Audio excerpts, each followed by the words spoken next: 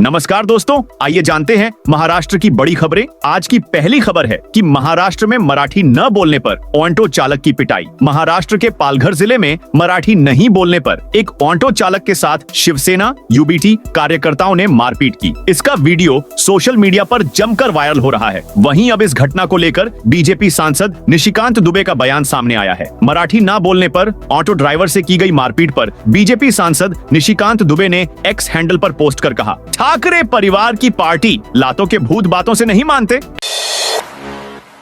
ISIS के Pune sleeper cell का मुख्य आरोपी गिरफ्तार। राष्ट्रीय जांच एजेंसी ने शुक्रवार को एक व्यक्ति को गिरफ्तार किया जिस पर आतंकवादी संगठन Islamic state of Iraq and Syria ISIS की गतिविधियों को बढ़ावा देने में संलिप्त होने का आरोप है। उसका नाम रिजवान अली उर्फ अब्बू सलमा उर्फ मोला है और वह ISIS Pune sleeper module case में 11वां वांटेड आरोपी और प्रमुख साजिश करता है। उसे लखनऊ से गिरफ्तार किया गया। एनआईए ने एक बयान में कहा कि आईएसआईएस, जिसे विभिन्न अन्य नामों से भी जाना जाता है, उसकी भारत विरोधी साजिश के हिस्से के रूप में रिजवान अली ने विभिन्न स्थानों की रेकी करने में सक्रिय भूमिका निभाई थी, जिनका इस्तेमाल आतंकवादी ठिकानों के रूप में किया जा सकता था। एनआईए के मुताबिक वह बंदूक चलाने और इम्प्रोवाइज्ड एक्सप्लोसिव डिवाइस आईडी बनाने की ट्रेनिंग देने में भी शामिल था।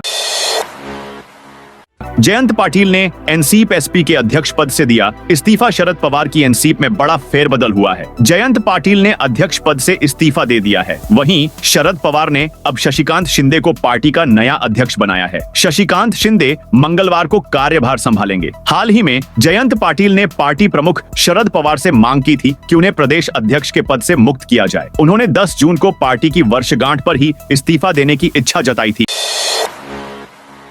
किसान का अनोखा विरोध। आमदनी नहीं बढ़ा सकते तो गांजा अफीम उगाने दें। महाराष्ट्र के अमरावती में राज्य सरकार की कृषि नीतियों और वादा खिलाफी से आहत किसानों ने अनोखे अंदाज में अपना आक्रोश प्रकट किया है। ये किसान अमरावती जिले के नांदगांव खंडेश्वर तालुका के सुकली गांव के रहने वाले हैं। यहाँ एक किसान ने खेत में फसल की जगह भाजपा के झंडे बो दिए हैं और साथ ही सरकार के खिलाफ तीखे शब्दों में एक बैनर भी लगाया है। इस प्रतीकात्मक आंदोलन ने न सिर्फ क्षेत्र में बल्कि पूरे राज्य में चर्चा छेड़ दी है। इस आंदोलन की पृष्ठभूमि पूर्व राज्य मंत्री बच्चू कडू द्वारा शुरू किए गए 135 किलोमीटर लंबे 7/12 कोर पदयात्रा आंदोलन से जुड़ी है, जिसकी शुरुआत पापल गांव से हुई। इस पदयात्रा के मार्ग में आने वाले सुकली गांव में किसान का यह प्रदर्शन सरकार के प्रति गहरा रोष दर्शाता है।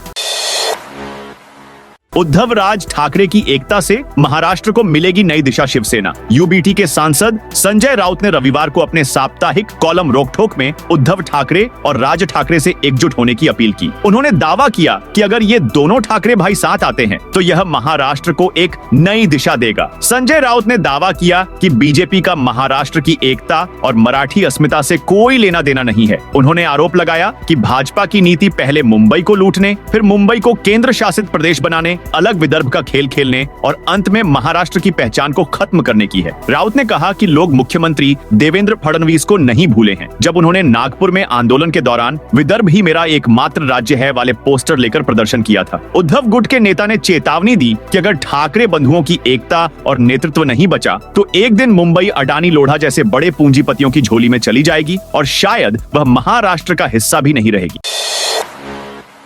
वसई की एक सभा में आदित्य ठाकरे का आरोप। शिवसेना नेता आदित्य ठाकरे ने आरोप लगाया है कि पुनर्विकास की आड़ में धारावी की झुग्गियों समेत 1600 एकड़ जमीन हड़पने की साजिश चल रही है। वह रविवार को वसई जूचंद्रा में शिवसेना शाखा के उद्घाटन समारोह में बोल रहे थे। अपने भाषण में उन्होंने शिंदे और शिवसेना विधायकों पर जमकर निशाना साधा। रविवार को शिवसेना नेता आदित्य ठाकरे वसई के दौरे पर गए। इस दौरान उन्होंने नायगांव पूर्व के जूचंद्रा में शिवसेना की शाखा का उद्घाटन किया। इस दौरान उन्होंने वसई में कार्यकर्ताओं से बातचीत की। अपने भाषण में उन्होंने धारावी पुनर्विकास के मुद्दों पर अडानी और सरकार की कड़ी आलोचना की। उन्होंने आरोप लगाया कि अडानी पर न केवल धारावी की 300 एकड़ बल्कि मुंबई की 1600 एकड़ जमीन हड़पने का दबाव बनाया जा रहा है।